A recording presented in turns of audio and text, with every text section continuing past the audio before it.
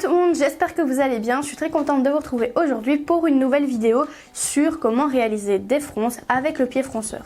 Donc pour commencer, si vous n'avez pas ce pied fronceur, vous pouvez toujours aller dans la description pour vous acheter donc ce pied fronceur. Moi je l'ai eu avec le kit de 32 pieds presseurs qui d'ailleurs vont super bien, donc j'en ai déjà testé pas mal, qui vont super bien, donc vous pouvez aller voir en description.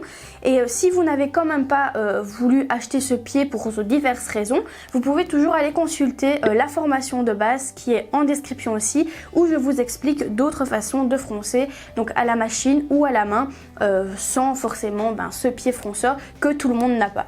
Donc ce pied fronceur, en fait, tout simplement, il est vraiment super top parce qu'il peut faire deux choses. Donc il peut froncer, donc juste faire des fronces comme on peut voir ici, ou alors il peut aussi froncer et coudre en même temps.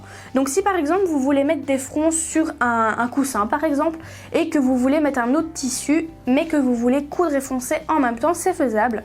Donc ce que vous devez faire, c'est tout simplement mettre votre tissu endroit contre endroit, donc le tissu du coussin et le tissu des fronces, mettre le tissu des fronces, donc le tissu que vous voulez qu'il soit froncé, en dessous du pied. De toute façon, vous inquiétez pas, je vais tout vous expliquer en vidéo. Mais donc vous devez le mettre en dessous du pied, et dans la petite rainure donc que vous pouvez voir sur le pied, vous devez venir insérer directement le tissu qui sera cousu à votre vêtement. À votre coussin, à votre tissu ou à votre vêtement, peu importe. Moi ce que je vous conseille de toute façon, c'est de ne pas faire ça pour les vêtements. Vous êtes libre à vous de le faire bien sûr, mais c'est parce que c'est toujours mieux de froncer d'abord le tissu, de pouvoir le régler en fonction des fronces qu'on veut, et par la suite venir le coudre sur le vêtement. Donc voilà, ça c'est mon petit conseil. Maintenant encore une fois, libre à vous de faire ce que vous souhaitez une fois que vous avez le pied et que vous avez les connaissances pour le faire. Donc moi je suis pas plus longue, on va directement passer à la pratique avec ce pied fronceur.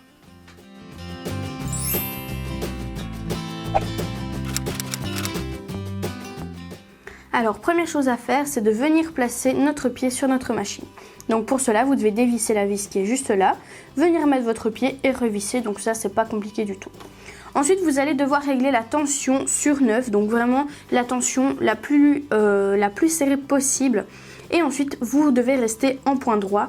Alors libre à vous de choisir la longueur du point, donc plus la longueur du point sera grande, plus ce sera froncé, et inversement, donc plus la longueur du point sera petite et moins ce sera froncé.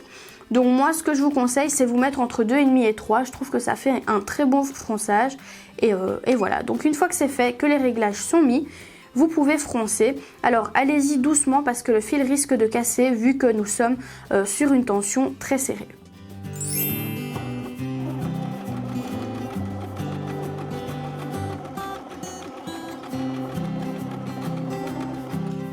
Donc ici, voilà le rendu avec un point 3. Donc là, c'est la longueur du point 3. Et là, on va faire avec une longueur de point, on va mettre 1,5.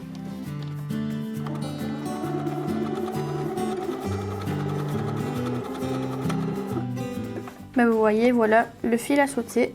Donc le fil du dessus a sauté dû à la tension. Mais bon, vous pouvez voir quand même ici, sur le peu que j'ai fait, que c'est beaucoup moins froncé que quand je me suis mis sur le 3. Donc voilà les fronces avec le 3. C'est beaucoup mieux, beaucoup plus joli. Donc ça c'est si vous voulez juste froncer avec le pied. Maintenant, si vous voulez froncer et coudre, donc on va faire comme ceci.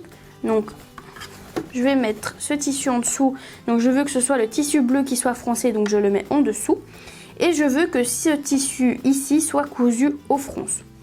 Donc ça, je vais le mettre dans la rainure. Avant ça, je vais devoir réenfiler ma machine vu que le fil a sauté. Donc là, j'ai réenfilé ma machine. Je fais bien passer le fil de mon aiguille au travers du trou. Hop. Une fois que c'est fait, je mets bien mes fils en arrière. Et là, je peux repositionner mon tissu. Donc mon tissu, comme je vous le disais, qui va être froncé est mis en dessous du pied, pas dans la rainure, hein, en dessous du pied. Et dans la rainure, je viens introduire le tissu que je veux coudre. Oula. Donc une fois que c'est fait, je n'ai plus qu'à faire attention à ce que ce tissu-ci soit toujours bien mis correctement au bout de la rainure. Donc là, je vais remettre la longueur de mon point sur 3, ou même 3,5. et je vais y aller.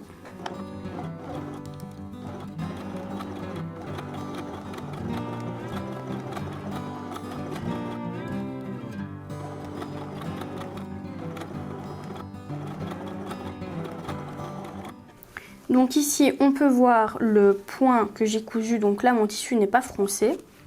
Mais si je le retourne, on a des fronces qui sont légères.